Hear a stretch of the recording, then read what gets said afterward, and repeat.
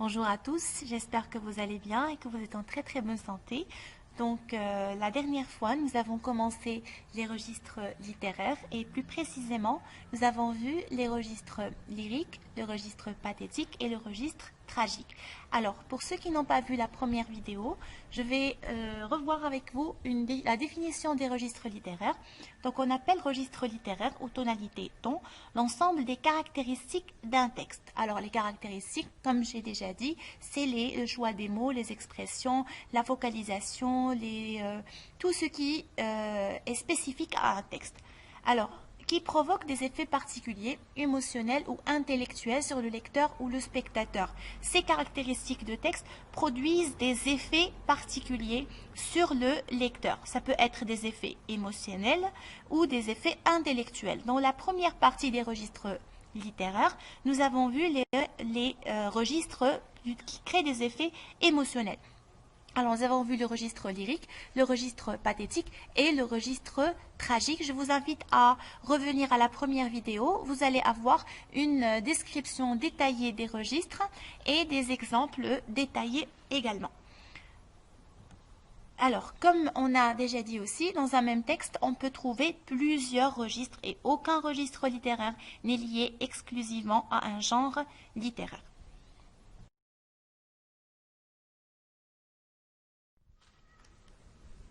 Alors, les registres que nous allons voir maintenant sont des registres qui créent plutôt des effets intellectuels, c'est-à-dire qui s'adressent plutôt à la raison et qui nous invitent à réfléchir. Alors, premier registre que nous avons, c'est le registre satirique. Vous avez le petit bonhomme, ou bien le bonhomme à droite, qui est en train de pointer son pouce en bas comme signe de dislike. D'accord? Donc voilà, je n'aime pas. Critique et dévalorisation. Donc un texte satirique critique en s'en moquant les défauts d'un individu ou d'un groupe d'individus, d'un comportement. Donc dans le registre satirique, on critique la personne, d'accord, les défauts de la personne. Ça peut être un défaut physique ou un défaut moral ou encore un comportement. C'est-à-dire, je critique le comportement de cette personne, un défaut moral. Alors, premier exemple. Un homme à front déprimé, des yeux de bœuf, une figure inepte, stupide. Donc là, vous remarquez que nous avons une description physique. Le condamné décrit le deuxième gendarme qui a remplacé le premier qu'il avait. Donc cette phrase-là est tirée du dernier jour d'un condamné de l'auteur Victor Hugo. Donc le condamné décrit le deuxième gendarme qui a remplacé le premier qu'il avait. Il avait un premier gendarme et un deuxième gendarme est entré dans sa cellule et il a remplacé le premier. La description de ce gendarme est dévalorisante et presque caricaturale. Il critique la stupidité de cet homme. C'est un homme à face stupide. Donc c'est une description physique mais qui montre aussi une critique morale. Quels sont les procédés utilisés pour créer cet effet? Donc, nous avons des adjectifs péjoratifs, c'est-à-dire qui ont un sens négatif. Vous avez l'adjectif déprimé et l'adjectif inepte, stupide. Vous avez aussi une métaphore caricaturale ou une métaphore dévalorisante. Donc, des yeux de bœuf. Les yeux sont comparés à un regard de bœuf. Et bien sûr, regard de bœuf, vous comprenez très bien qu'il s'agit de la stupidité. Le narrateur critique ainsi un défaut chez ce gendarme qui est la stupidité.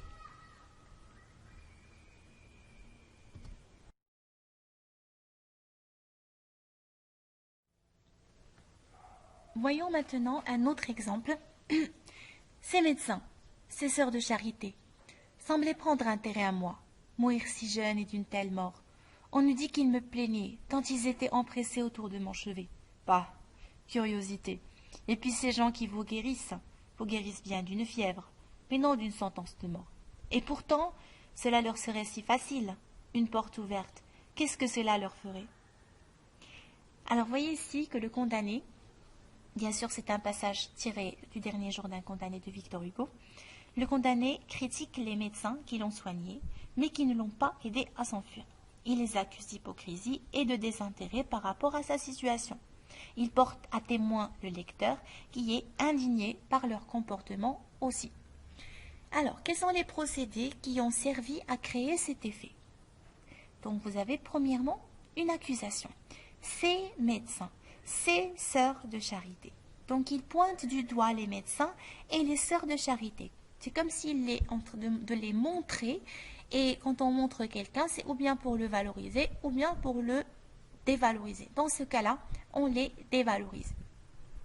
Autre chose, vous avez aussi des modalisateurs de doute, c'est-à-dire toutes les expressions dans un texte qui montrent qu'on n'est pas vraiment très sûr de ce qui est dit ou de ce qu'on dit.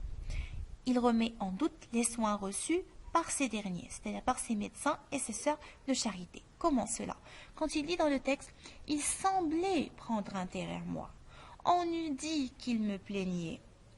Ça veut dire que je ne suis pas vraiment sûre qu'il s'intéresse à moi et je ne suis pas vraiment sûre qu'il me plaigne.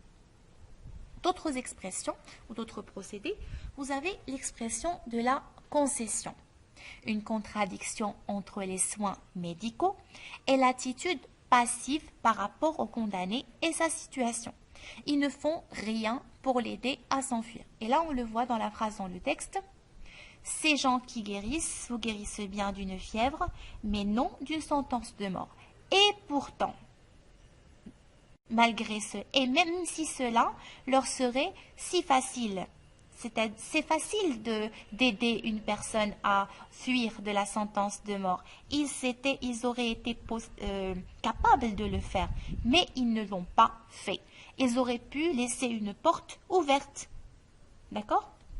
Passons à d'autres expressions, des expressions qui montrent la colère et l'indignation. Le condamné est un peu en colère contre ses médecins. D'accord? En utilisant bien sûr une ponctuation qui est un peu vive, des points d'exclamation. Vous avez aussi des apostrophes comme une porte ouverte. Une porte ouverte, c'est une expression suivie d'un point d'exclamation. Ça montre qu'il y a une colère. L'implication du lecteur aussi. Vous avez l'implication du lecteur. Quand le narrateur ou le locuteur va essayer de ranger un peu le lecteur de son côté, d'accord? Le faire participer à sa parole ou à son discours. Vous avez un procédé pour l'implication du lecteur, c'est l'emploi du vous, la deuxième personne du pluriel.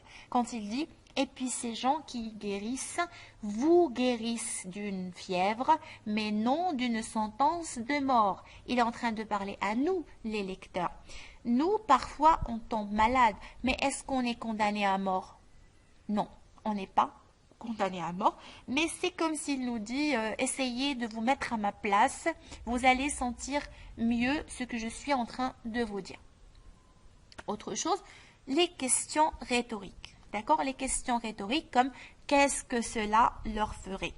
C'est une question qui n'admet pas de réponse ou dont la réponse est déjà connue. Donc, on sait déjà la réponse à cette question. Rien, cela ne leur ferait rien. Donc, c'est nous, les lecteurs, qui allons répondre à cette question. Et d'ici de là, on va montrer qu'on est d'accord avec le condamné.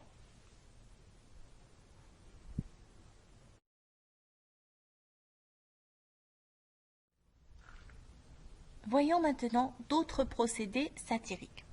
Vous avez des descriptions avec exactitude réaliste des détails. On essaye de décrire d'une manière détaillée et d'une manière réaliste. Alors, deuxièmement, vous avez l'utilisation des procédés comme l'exagération, le grossissement, comme l'hyperbole, ou la déformation, la caricature, ou encore l'accumulation pour souligner ce qui est révoltant, c'est-à-dire l'accumulation de quelques défauts ou l'accumulation de comportements négatifs. Autre procédé, l'utilisation de termes dépréciatifs, d'images dévalorisantes et d'hyperbole. Donc, on utilise des termes qui sont négatifs, qui montrent une dévalorisation de la personne qu'on critique, ou encore des images dévalorisantes ou des hyperboles, encore une fois, pour dévaloriser. Autre procédé, des procédés d'opposition pour souligner des contrastes, d'accord, la contradiction entre des éléments contraires. un vocabulaire et des tournures emphatiques, un peu comme l'hyperbole, quand on répète quelque chose pour la remettre en valeur ou encore pour la dévaloriser. Et aussi des procédés de l'ironie. Donc là, l'ironie, elle entre comme outil de critique, se présenter comme un éloge. L'éloge ici, c'est la mise en valeur.